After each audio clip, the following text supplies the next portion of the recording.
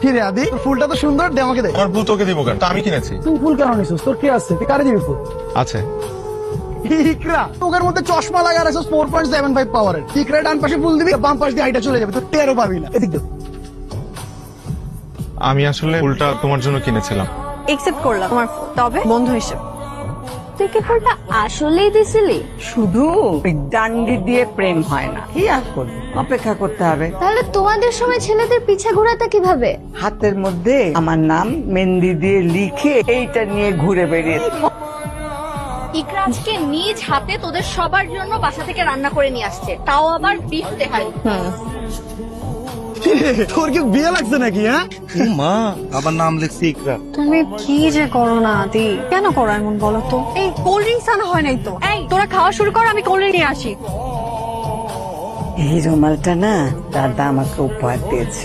Wow, তাহলে কি আমিও একটা রুমাল ইকরাকে উপহার?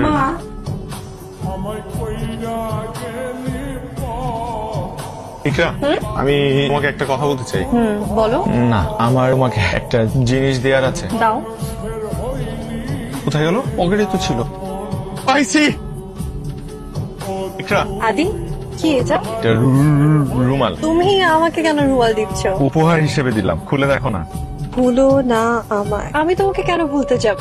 আদি, আমি তোমাকে কতবার বলেছি, তুমি কেন বুঝো না? আমরা কি ফ্রেন্ড হয়ে থাকতে পারি না? দেখো, আমি তোমাকে কথা, আমি তোমাকে বন্ধু হিসেবে কখনো বলবো না। কিন্তু প্লিজ এর থেকে বেশি কিছু আমার থেকে আশা করো। কেউ কাউকে ভালোবেসে রুমাল দিলে প্রথমে খুব ঝগড়া হয়।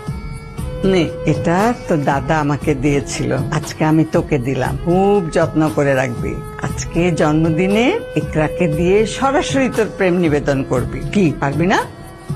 হ্যালো ইকরা, আমি না এখন একটু ব্যস্ত আছি, আমার কাজিনা দেশে বাইরে থেকে কল করছে, আমি তোমাকে একটু পরে কল করি। একটু নিচে নামতে পারবা? আমি তোমার বাসার নিচে। Iqra, happy birthday. Thank you. আর কিছু বলবা? Iqra, I love you. বাবা আসছি, কিছু বললা?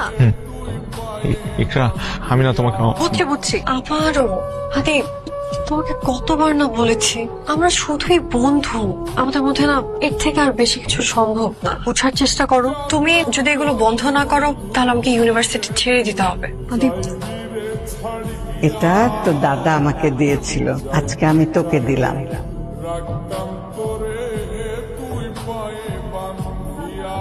অন্তত যত তাড়াতাড়ি পারিস দেশে চলে আয়, ভাইয়ের অবস্থা খুব খারাপ। তো খেতে আদি ভাইয়া ইকরাপুকে নিজের থেকেও বেশি ভালোবাসতো। আমার আর আদির মধ্যে পার্থক্য কি? খুব একটা তো পার্থক্য নেই। আমি যদি আদি হয়ে ভার্সিটি যাই, আমি যদি ইকরাকে অ্যাপ্রোচ করি আমার মতো করে, আমার স্টাইলে। Wow, great idea. ওই যে আদি আসছে। তাহলে প্রেমের ক্ষেত্রে সবচেয়ে বড় মনস্তাত্ত্বিক শত্রু কি? প্রেমের চুক্তি স্যার। মানে আজকের এই দুনিয়ায় আমরা অনেক বেশি প্রাধান্য দিই বাহিরের চাকচিক্যে। একজন মানুষ মানুষ হিসেবে কতটা ভালো সেটাকে আমরা গুরুত্ব দিই না। আমরা গুরুত্ব দিই সে দেখতে কেমন, তার অ্যাপ্রোচ কেমন। এত কিছু খেয়াল করতে গিয়ে আমরা এটাই খেয়াল করতে ভুলে যাই যে আমরা সত্যিকারে সেই মানুষটাকে ভালোবাসি কিনা। প্রেমের নামে এই প্রেমের চুক্তিটাই আমার কাছে মনে হয় প্রেমের সবচাইতে বড় মনস্তাত্ত্বিক শত্রু। এই কারণেই তো রবি ঠাকুর বলেছেন, এরা সুখের লাগি চাহে প্রেম, প্রেম মেলে না, শুধু সুখ চলে যায়।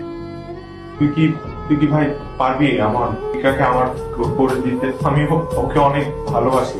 অবশ্যই পারবো। নিজের ভাইয়ের জন্য আমি এতটুকু করতে পারবো না? আচ্ছা বাবা, কোনো মানুষের পক্ষে কি অল্প কদিনের মধ্যে একেবারে আগাগোড়া চেঞ্জ হয়ে যাওয়া সম্ভব? সম্ভব, বুঝলি মা। একটা ধাক্কা যেমন তাকে মুহূর্তে পাহাড়ের চূড়ার থেকে নিচে ফেলে দিতে পারে, তেমনি আবার তাকে পাহাড়ের চূড়াতেও তুলে দিতে পারে। তুমি কিন্তু অনেক বদলে গেছ, নাকি আমি এতদিন তোমাকে চিনতেই পারি নাই?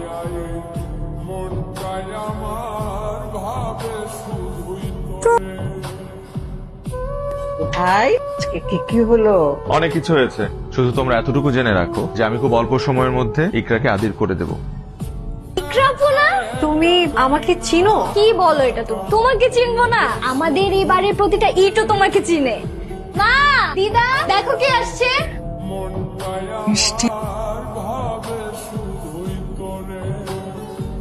Thank you so much. আজকে সারাটা দিন আমার খুব ভালো কেটেছে। Your welcome. তোমাকে একটা কথা বলি? বলো না। আমি একটা জিনিস কনফেস করতে চাই। আমি এতদিন একটা ভুলের মধ্যে ছিলাম, তোমার ভেতরটা না দেখে, তোমার সাথে না মিশে আমি তোমাকে জাজ করেছি। কিন্তু এই কয়দিনে আমি রিয়েলাইজ করেছি তুমি আর 8-10 জনের মতো না। তাহলে আমি কেমন? তুমি স্পেশাল, একদম আমার মনের মতো। দিদার হারিয়ে যাও সেই আংটিটা না? আমি খুঁজে পেয়েছি। আমি চাই এবার ফ্যামিলির সবাইকে সামনে রেখে তুমি আমাকে আরেকবার এই রিংটা দাও। কথা দিচ্ছি আর কখনো এই রিংটা হারাতে দিও। I love you, আদি। ভাই আমি পাবো তো ইকরাকে? আমি জানি না তুই কিভাবে কি করবি। আমি সত্যি ওকে ছাড়া মিশন সাকসেসফুল। এই ইকরা এই বাড়ির বউ হওয়ার জন্য প্রস্তুত। এখন শুধু প্রপোজাল নিয়ে যাওয়া বাকি। সত্যি বলছি, আমার তো বিশ্বাসই হচ্ছে না মা। জানতা তুই পারবে অন্তু। অন্তু, সৃষ্টিকর্তা মায়েদের চোখ এমন ক্ষমতা দিয়ে বানিয়েছেন, সব ধরা পড়ে। আমাকে সত্যটা বল। আমি ইকরার প্রেমে পড়ে গেছি মা। আগে ঠিকই বলতো ইকরার কাছে গেলে ওকে ভালো না বেশে থাকা যায় না, ও একদম অন্যরকম। আমিও পারি নাই মা। আমার এই কথাগুলো তুমি কাউকে বলো না মা, তুমি কারোর সাথে শেয়ার করো না। আমি চলে যাব। আমি যে কাজের জন্য আসছিলাম ওই কাজ হয়ে গেছে। বাবা, আমি তো আদিকে ভালোবাসি, ও আমার ভাই। ইকরাকে ভীষণ ভালোবাসে। ওরা একজন আরেকজনের সাথে অনেক ভালো থাকবে। ওদের বিয়ের ব্যবস্থা করো মা। আমি সব শুনেছি। এইসব কিছু না ভাই, তুই এগুলো কানে নিস নাই। দেখ আমি তোকে ভালোবাসি, তুই তো জানিস না। আমি প্রয়োজনে চলে যাবো, আমি কালকেই চলে যাবো। আমি দেশ ছেড়ে কালকেই চলে যাবো মা, আমি কথা দিচ্ছি। মা, দিদা সবাই মিলে তোর সাথে ইকরার বিয়ে ধুমধাম করে দিবে, তুই কোনো চিন্তা করিস না ভাই। আমি তো ইকরাকে ভালোবাসি, কিন্তু ইকরা কি আমাকে ভালোবাসে? আমি দেখেছি, আমি ওর চোখে সত্যিকারের ভালোবাসা দেখেছি। মা, কেন আমরা বাড়তি কথা বলছি বলো? তোদের বিয়ের ব্যবস্থা করো না মা। সেই ভালোবাসা কার জন্য? এই ভালোবাসা আদির জন্য না। ইকরা প্রেমে পড়েছে আদি নামে এক অন্তুর সাথে। ভাই তুই ব্যাপারটাকে এত জটিল কেন করছিস ভাই? তুই ওর সাথে সুখী হবি। আমি প্রথম থেকেই জানতাম এরকম একটা ঝামেলা হবে। এখন আমি কি করব? এটার একটাই সমাধান মা।